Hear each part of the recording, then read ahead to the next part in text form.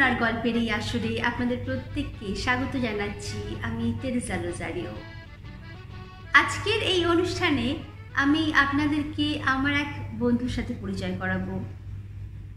আমার বন্ধু অর্থাৎ আমাদের আশেপাশে যারা রয়েছে তাদের মধ্যে থেকে একজন।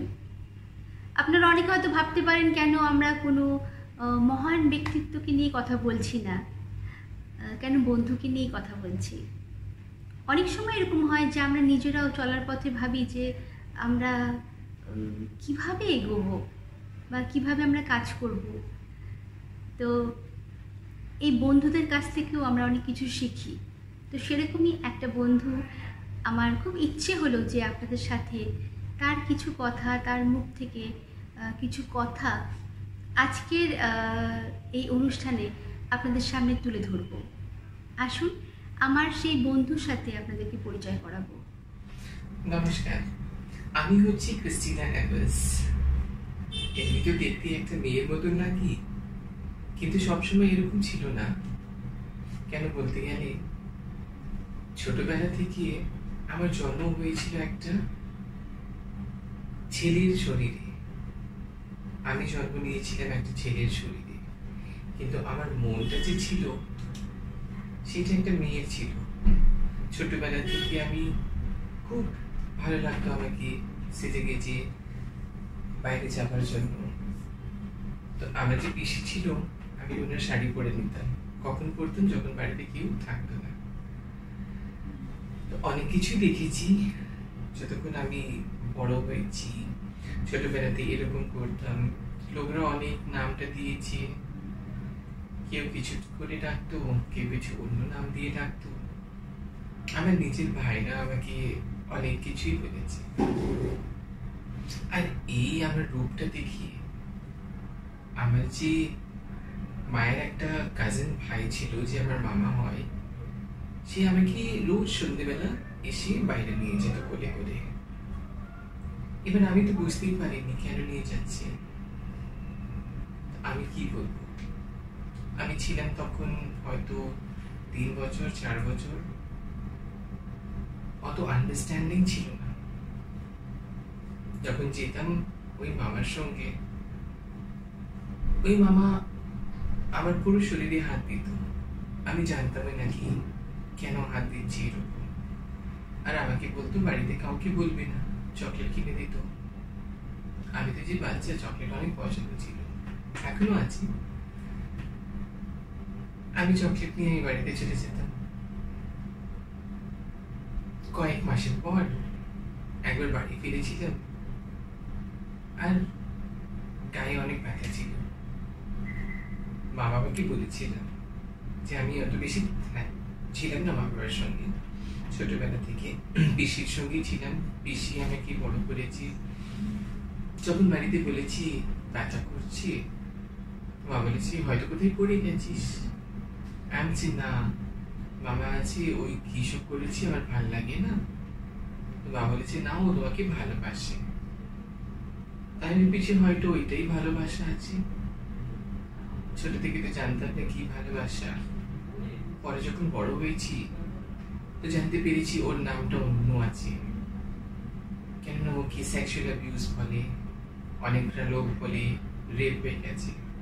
আমি অনেকবারই ভেবেছিলাম যে বাড়ি থেকে পালিয়ে যাবো, কিন্তু কি করে পালাবো, কি করবো আমি পালিয়ে?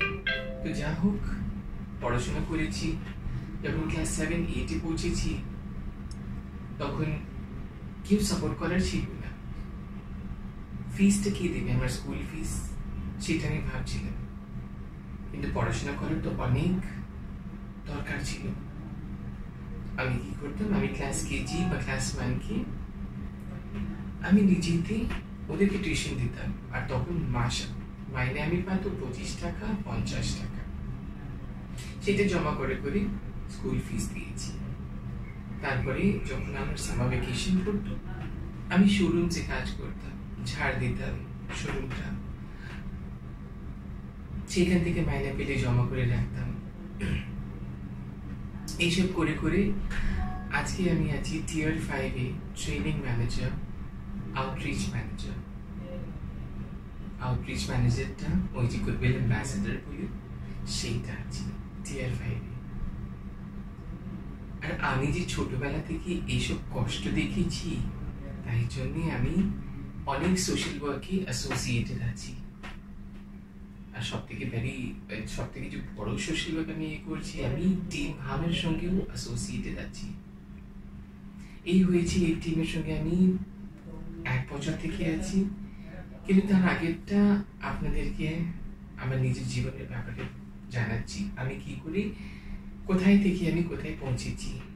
2003-এ আমি চান্স পেয়েছি গুরগাঁওয়ে যে কাজ করার। ইন্টারভিউটা আমি কলকাতায় দিয়েছিলাম, তারপরে আমি গুরগাঁও চলে গেছিলাম।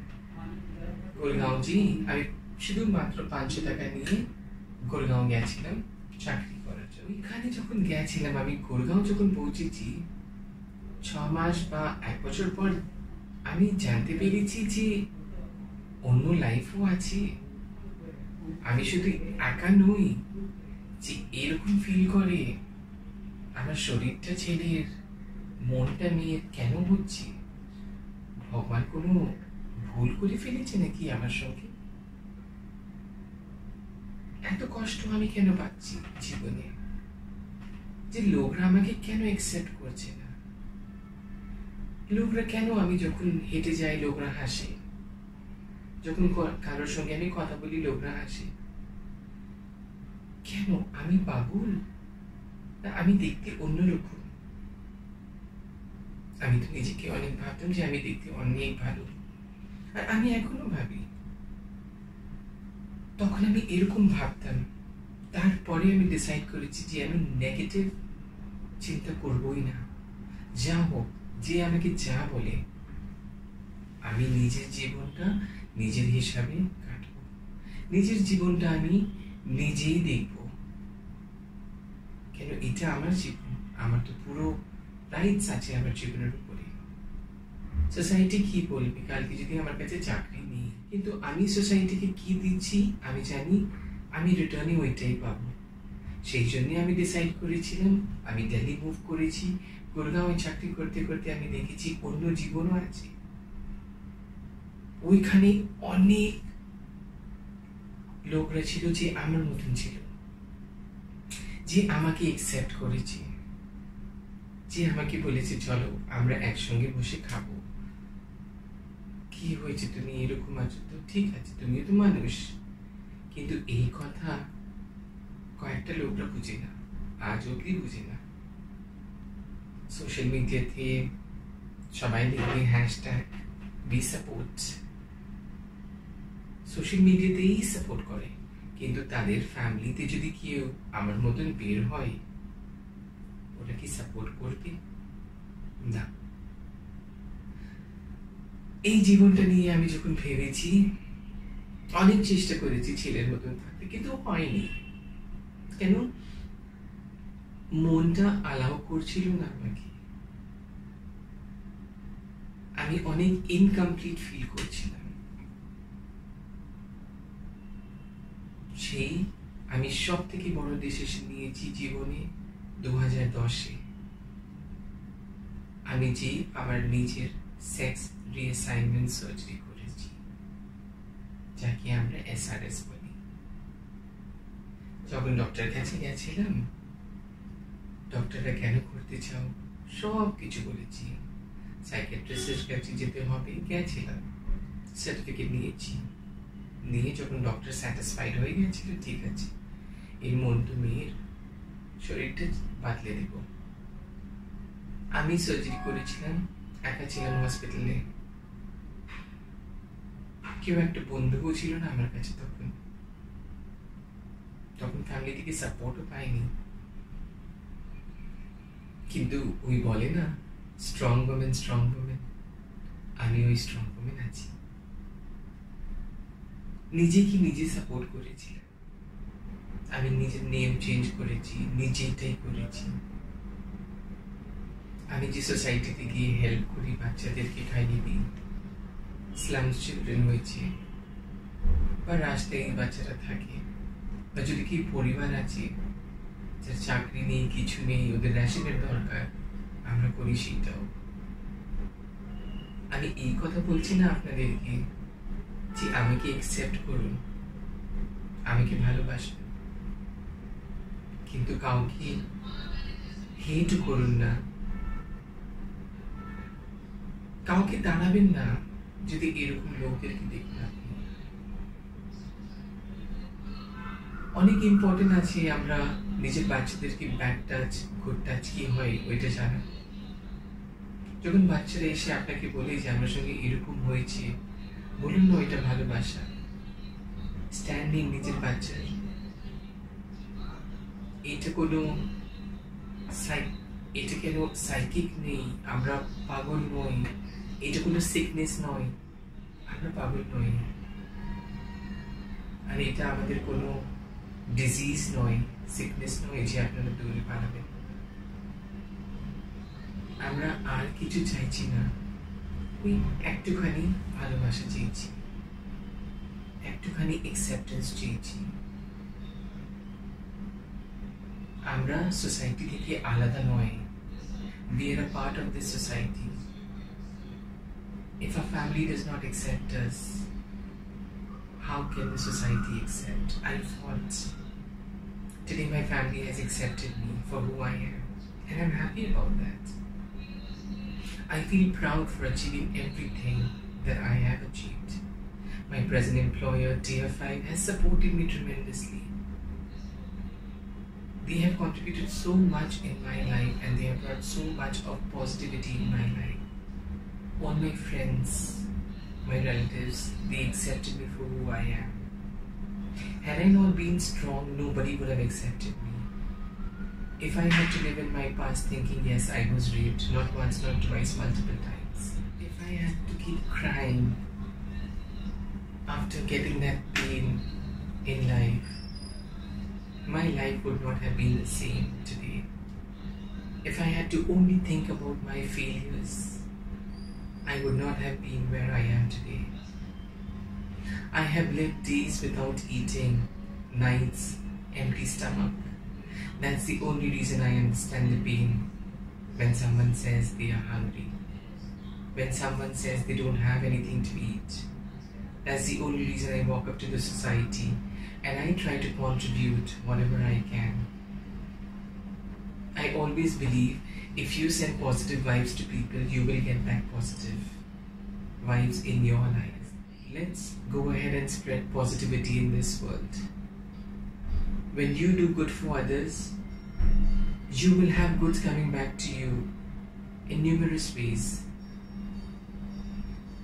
So my message to all, let there be peace among each one of us. Let there be love among each one of us. Let us welcome everyone who we meet in life. Thank you. বন্ধুরা, আজকের অনুপ্রেরণার গল্পের আসরে আমরা Christopher থেকে Christina হয়ে ওঠার গল্প শুনলাম। এই অনুপ্রেরণার গল্পের আসর আমার সব থেকে প্রিয় অনুষ্ঠান বলতে পারেন, কারণ এর মধ্যে দিয়ে শুধু আমি একটা অনুষ্ঠান করি না, আমি এর মধ্যে থেকে নিজেও কিন্তু অনুপ্রাণিত হওয়ার চেষ্টা করি। কারণ আমরা আমাদের জীবনে অনেক সময় এমন হয় যে সব কিছু আমরা পাই না, যা কিছু আমরা চাই তার হয়তো 50% আমরা হয়তো পাই। অনেক সময় আমাদের জীবনের মধ্যে নানা রকম খামতি থাকে, তার জন্য আমরা আমাদের জীবনটাকে শেষ করে দিই। আমরা ডিপ্রেশনে চলে যাই বা ভাবি যে আমার আর কিছু হবে না। তবে ক্রিস্টিনা আমাদেরকে শেখালো যে পথ যতই দুর্গম হোক না কেন, ঈশ্বরের প্রতি এবং সর্বোপরি নিজের ওপর দৃঢ় বিশ্বাস রাখতে হবে। বন্ধুরা, আজকের অনুপ্রেরণার গল্পের আসর আমাদের শেখায় যে আমরা একা নই, আমাদের আত্মবিশ্বাস আমাদের সাথে আছে, আর এই আত্মবিশ্বাসের ওপর নির্ভর করেই আমরা আমাদের ভবিষ্যতে বহু দূর পর্যন্ত এগিয়ে যেতে পারবো।